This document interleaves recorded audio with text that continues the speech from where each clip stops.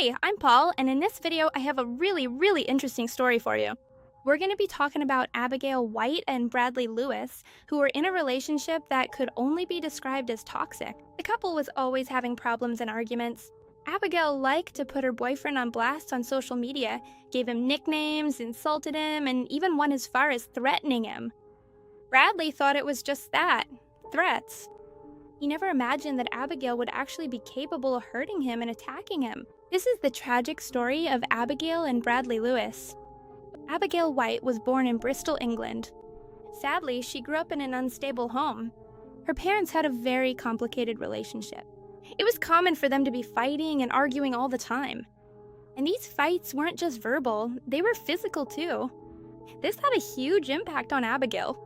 Being surrounded by so much aggression, especially as a little girl, but it also made this dynamic seem normal to her. Since she grew up seeing this, the example her parents set made her believe that all relationships and dating were like this.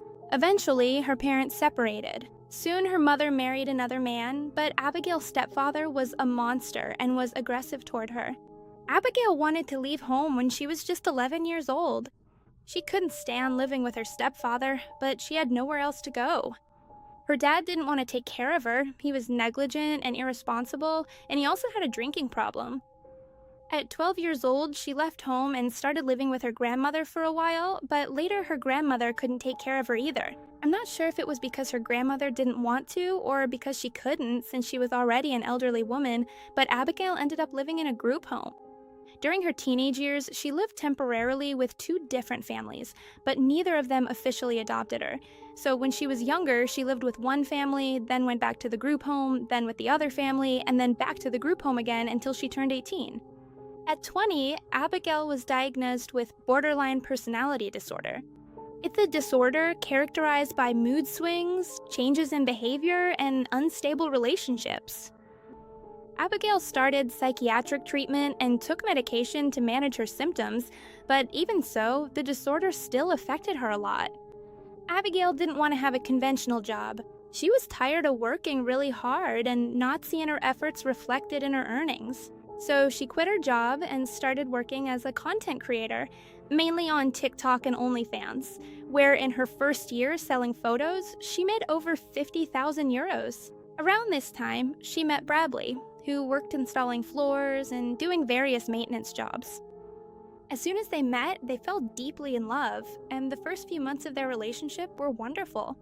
They loved each other very much, but soon after, Abigail became pregnant with their first child. Although the couple was excited to start a family, problems also began to arise. One of the main issues was that Abigail was no longer making as much money. Since she was pregnant, she lost a lot of subscribers, and people stopped buying her photos. And after giving birth, her body changed, which also affected her earnings, while Bradley wasn't making enough money to support the family. That put a lot of stress on the relationship, and arguments started, which were very intense and frequent. The first time they broke up was because Bradley ended things with her over text message. Abigail was very hurt and told him that if he left her, she would take her own life. The couple got back together and had 2 more babies. When Abigail was just 23 years old, she was already the mother of 3 children. She was repeating her parents' patterns, and her kids were growing up in the same environment she did, which is really unfortunate. The problems with the couple kept getting worse. Bradley would leave her, and Abigail would beg him to come back. Another major problem they had in their relationship was that Bradley started cheating. Abigail suspects he cheated on her many times, and with several women. But Bradley always lied to her, telling her she was crazy, that she was an insecure woman. But Abigail's suspicions turned out to be true. Bradley even sent inappropriate messages to Abigail's younger sister, and he even got another woman pregnant. Despite all that, Abigail still wanted to be with him. Bradley said that Abigail was a controlling psychopath. Trust in the relationship was badly broken. They spent their time checking each other's phones, going through their messages. Abigail didn't like Bradley going out, and there were no boundaries in the relationship. On February 7th, 2022, Abigail sent this message to Bradley: "I swear to God, I'll cut your throat." The relationship was so bad that social workers had to get involved, preventing them from living together. They were told they had to live apart for the sake of their children, because it was harmful for them to witness all the violence happening at home. Abigail continued living in the family home with her children, while Bradley went to live with his mother. But being physically separated didn't put an end to their relationship. On March 19, 2022, Abigail confronted Bradley after he cheated on her with 2 women. He denied everything, but Abigail knew the truth and had proof. Even so, he kept saying it wasn't true, that she was crazy. He was gaslighting her a lot, and they started arguing so much that the fight turned physical. Abigail was so upset that she grabbed a knife and wounded him in the leg. Bradley went to the hospital to get his wound treated and said he got it while playing soccer, while Abigail said it was self-defense. She mentioned that this fight wasn't just because he had cheated on her with 2 women, but also because she had been pregnant and had a miscarriage. She was very, very sad. She was crying, and according to her, Bradley told her, "Shut up." She didn't stop. She kept crying hard because she had just gone through something very traumatic. He was yelling, telling her, "Shut up, I don't want to hear you," but she kept crying. Then he attacked her, and in response, or in self-defense, she grabbed the knife and cut his leg. Both of them refused to press charges. After this, Bradley told Abigail that he didn't know what to do anymore, that he was fed up with the relationship. But despite all of this, they stayed together. A few days later, Bradley found out that Abigail had also cheated on him and sent her these messages. "I can't believe you cheated on me. Not only did you hurt me, but you killed my heart." Even though the relationship was bad for both of them, they decided to stay together. In the days that followed, they exchanged messages filled with both love and hate. As if that weren't enough, Abigail was suffering from terrible depression. On March 21st, 2022, she confessed to her best friend that she was thinking about taking her own life. She said these thoughts tortured her, but the only thing stopping her were her kids and Brad.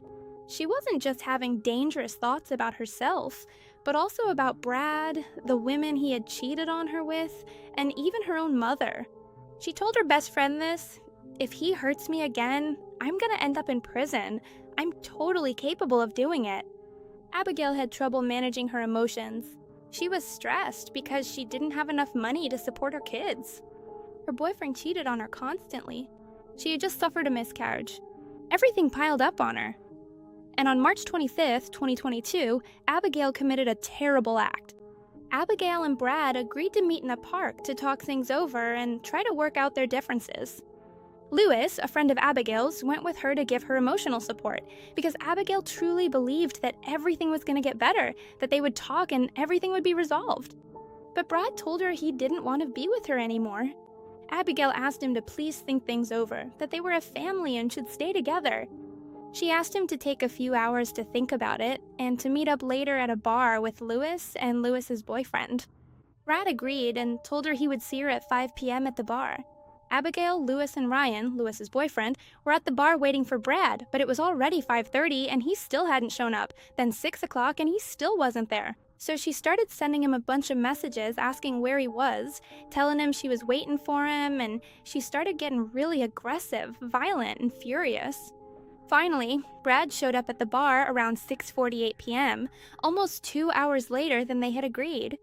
Abigail had already had a lot to drink. She was furious, she was angry, but she was also really sad. So her friend took her to the bathroom, tried to calm her down, told her everything was going to be okay. But Abigail started crying and told her friend that he was probably cheating on her again. Everyone around her knew that this relationship wasn't working and that it would be best for them to break up.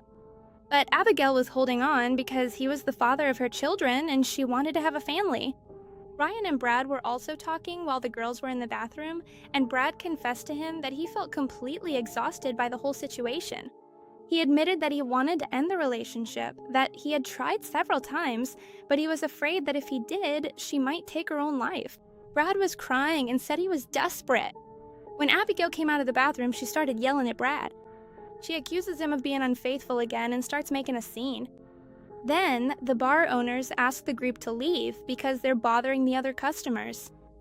A man at the bar named Alfie offers to drive the couple home. On the way home, the two of them were very quiet. Abigail was the first to go into the house, and Alfie stayed outside talking with Brad for a while. He told him he'd give him his number and that Brad could reach out to him if he needed anything. Brad told him this. "Thank you so much. As soon as I walk into the house, I'm dead." Abigail's neighbor heard several screams coming from the house. She heard them arguing, saying things like, "Do you think I'm stupid? Did you think I wouldn't find out? Why do you keep lying to me?" 15 minutes later, Abigail called emergency services, but the operators didn't answer. Abigail started screaming for help. Her neighbor heard her and ran over to the house. Fortunately, the house wasn't locked, so she was able to get in and found a terrible scene. Abigail was standing in the kitchen, her clothes soaked in red. Bradley was lying on his back with a large wound in his chest. The neighbor called emergency services, and while the authorities were on their way, the operator instructed her on how to give Bradley first aid. She told her to put pressure on the wound and started counting his breaths. Abigail said that Bradley had hurt himself. But seeing the scene, the neighbors suspected that Abigail was lying. It looked like Abigail had tried to clean up the scene. The mop was covered in blood. Bradley wasn't wearing a shirt, and his shirt was later found bloodied inside the washing machine. It seemed like she was trying to clean everything up, hide the evidence, and was acting very suspiciously. The neighbor's suspicions were confirmed when Abigail's young son told her, "Mommy did it." The paramedics arrived and Bradley was rushed to the hospital, but sadly, they couldn't save him. Bradley was only 22 years old and died from a chest wound that pierced his heart. The wound was 7 centimeters deep. Abigail was arrested that night, although she claimed to be innocent and stuck to her story that Brad had hurt himself. Abigail maintained her innocence for a long time. Months went by until, in July 2022, she pleaded guilty. She confessed to causing Brad's wound, but said it wasn't on purpose. She mentioned that she was drunk, that they were arguing, and that Brad was the one who put his hands on her first. They were in the kitchen, so she was able to grab a knife, but said she only used it because she wanted to scare him. She didn't intend to actually take his life. She didn't realize what she had done until after she stabbed him, when she saw the surprised look on Bradley's face and said she instantly regretted it. She tried to call emergency services. It was confirmed that she made 2 calls from her cell phone, but no one answered. That's why she started screaming and calling for help. She admitted that it was wrong to try to clean up the scene, to try to mop up, take off his shirt, and put it in the washing machine. But she said she didn't do this to protect herself, but to protect her children, because she didn't want them to see the scene. She didn't want them to see the blood. She added that she regretted everything and should have told the truth from the beginning, but she was scared and didn't know what to do. On October 19th, 2022, the jury, made up of 6 women and 4 men, found Abigail guilty. Since there was evidence and a history of threats she had made, it was determined that this crime was premeditated, meaning she had planned it, which is an aggravating factor. The judge sentenced her to life in prison with the possibility of parole after 18 years. Bradley's family said they were not satisfied with the sentence. They asked the judge to give her the death penalty because Abigail took someone's life. She deserves the same consequence.